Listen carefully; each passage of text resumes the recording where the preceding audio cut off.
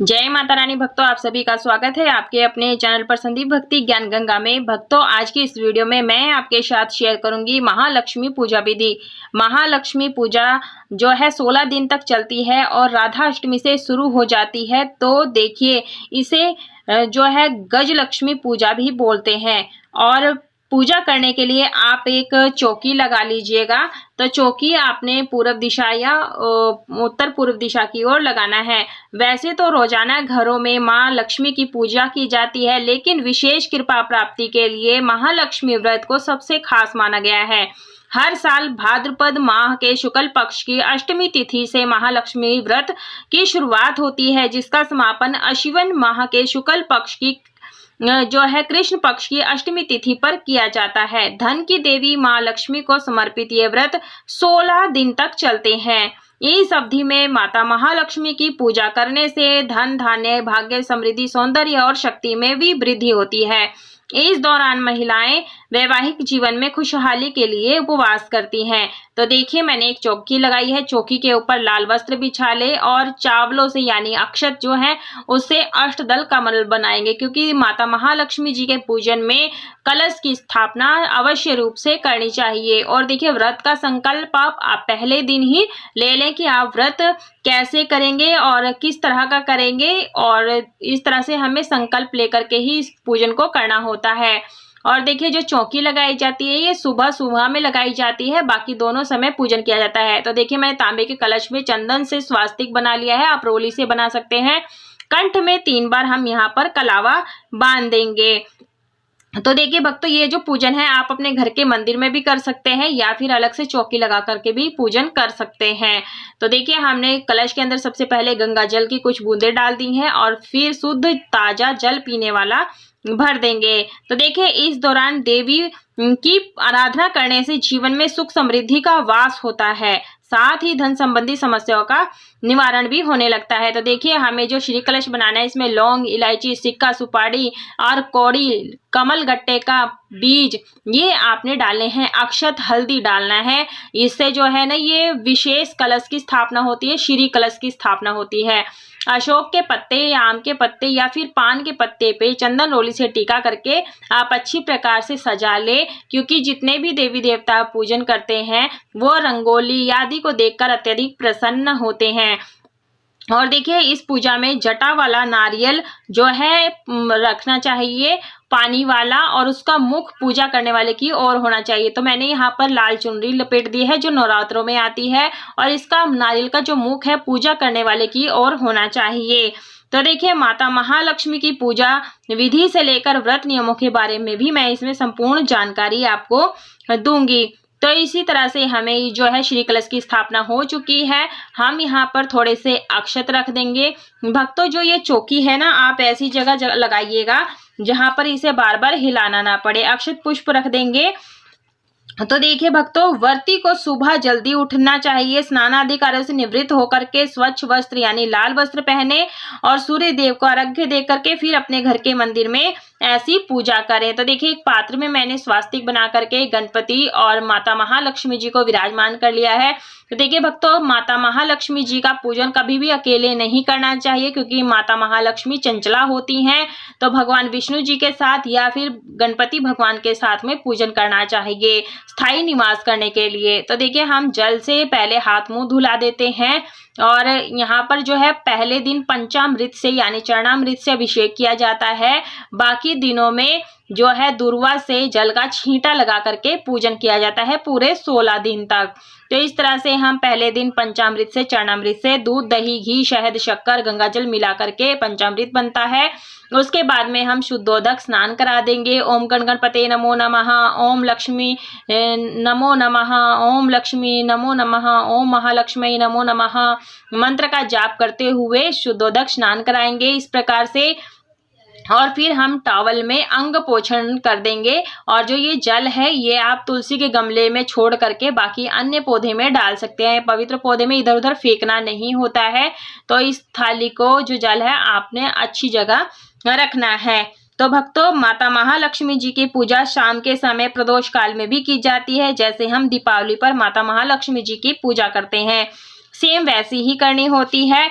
माता महालक्ष्मी जी की पूजा और गणेश जी की एक साथ में ही करनी चाहिए।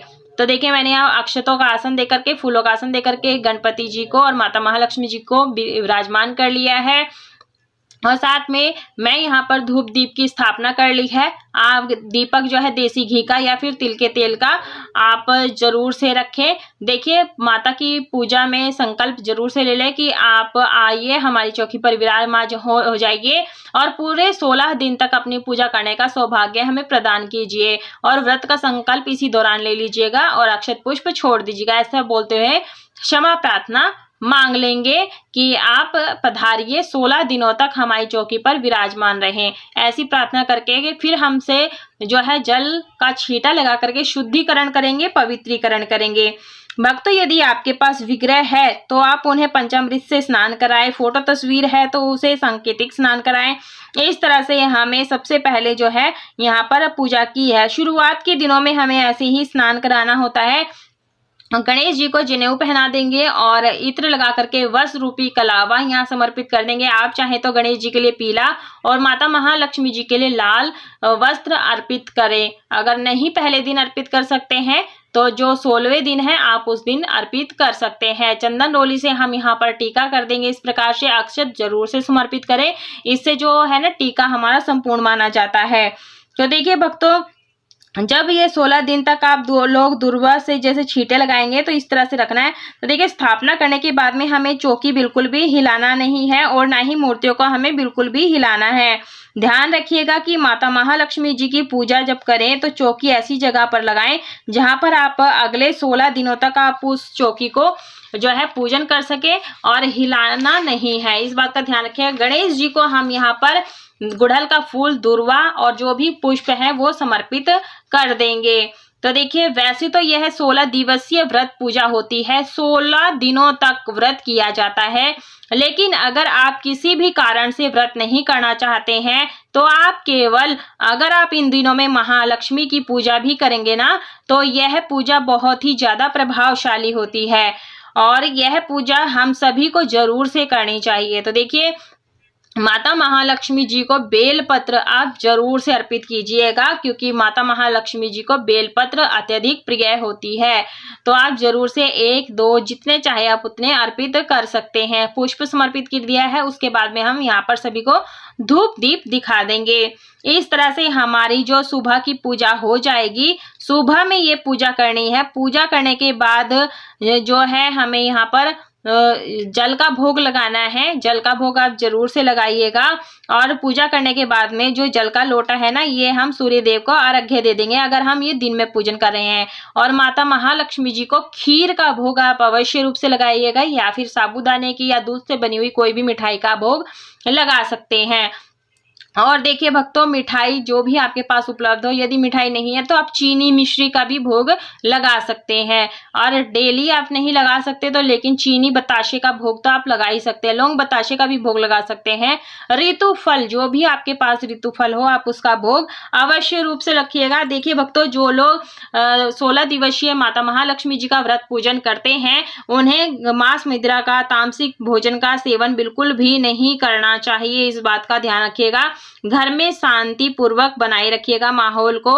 और देखिए भक्तों इस दौरान घर की जो है ना पवित्रता का ध्यान रखना चाहिए। माता को 16 श्रृंगार की सामग्री आप पहले दिन भी भेंट कर सकते हैं और 16वें दिन भी भेंट कर सकते हैं। अष्टमी के दिन भी आप भेंट कर सकते हैं। उसके बाद में हम यहाँ पर अक्षत पुष्प लेकर के माता महालक्ष्मी जी की व्रत कथा कहानी को पढ़ेंगे। कथा की वीडियो मैंने अलग कर दी है, आप वहां जाकर के कथा सुन सकते हैं। देखिए माता महालक्ष्मी व्रत के दिनों में व्रत करने वालों को बाएं हाथ में 16 गांठों वाला जो है धागा बांधना चाहिए। तो मैं ये अध्यापन विधि में बता दूंगी। अक्षत पुष्प हम यहाँ पर छोड़ देंगे। और देखिए जिसको पीरियड आदि हो जाते हैं वो सिर्फ व्रत रख सकते हैं। कथा और पूजन किसी और महिला से या पुरुष से करा सकते हैं। अंत में हम यहाँ पर आरती कर लेंगे। आरती महालक्ष्मी की जरूर से गा करके आरती करें। तो देखिए धन की देवी माँ लक्ष्मी जी की पूजा के पश्चात जो है ना यहाँ पर बहुत ही धैर्य पूर्वक से हमें ये पूजन करना होता है। और यहाँ पर हम गणपति जी की आरती उतार लेंगे। ओम जय गणेश जय गणेश जय गणेश देवा, माता जाकी पार्वती पिता महादेवा। तो इस तरह से जो है ना हमने यहाँ पर आरती कर ली है। आरती को ठंडा कर लेंगे। तो देखिए हमें 16 दिन तक फिर शाम को इसी चौकी पर धूप दीप आरती करना, भोग लगाना है। 16 दिन तक इसी तरह से हमें पूरे 16 दिन तक व्रत पूजन करना है। वैसे व्रत करना है। माता महालक्ष्मी का जो व्रत है ना, फलाहार व्रत किया जाता है। 16 दिन तक अन्न नहीं खाया जाता है। जब आपके पूरे 16 दिन हो जाएंगे, जब आखिरी दिन होगा उस दिन व्रत पूजन करेंगे। उस दिन आप चंद्रमा को अर्घ्य देने के बाद में अन्न को खा सकते हैं। तो ये होते हैं जो व्रत, फलाहारी व्रत होते हैं, किए जाते हैं। अगर आप पूरे 16 दिन व्रत नहीं कर सकते हैं तो फिर आप पहला व्रत कर लेते हैं, यानी राधा अष्टमी के दिन व्रत करते हैं, 8वें व्रत करते हैं और आखिरी व्रत कर लेते हैं। और अगर आप पूरे व्रत ना कर पाए तो फिर आप ये 3 व्रत कर सकते हैं। दक्षिणा आप जरूर से निकालिएगा। शास्त्रों के अनुसार जो मनुष्य महालक्ष्मी के दिन व्रत करते हैं उसे किसी भी योनि में धन वैभव की कोई कमी नहीं होती है। माता महालक्ष्मी की कृपा उस पर सदैव सर्वदा बनी रहती है, हर जन्म में बनी रहती है। इसलिए माता महालक्ष्मी जी के ये 16 व्रत बहुत ही ज्यादा शुभ फलदायी माने जाते हैं। और देखिए जो ये भोग प्रसाद होता है ये परिवारजन में बांट दीजिएगा, स्वयं भी ग्रहण करिएगा। और चौकी का विसर्जन नहीं किया जाता है, इसमें बस साफ सफाई कर ली जाती है आराम से। इसी तरह से हमें जो माता महालक्ष्मी जी के पूरे 16 दिन तक इसी तरह पूजन करें। वीडियो पसंद आई है तो वीडियो को लाइक शेयर सब्सक्राइब जरूर करें। राधे राधे।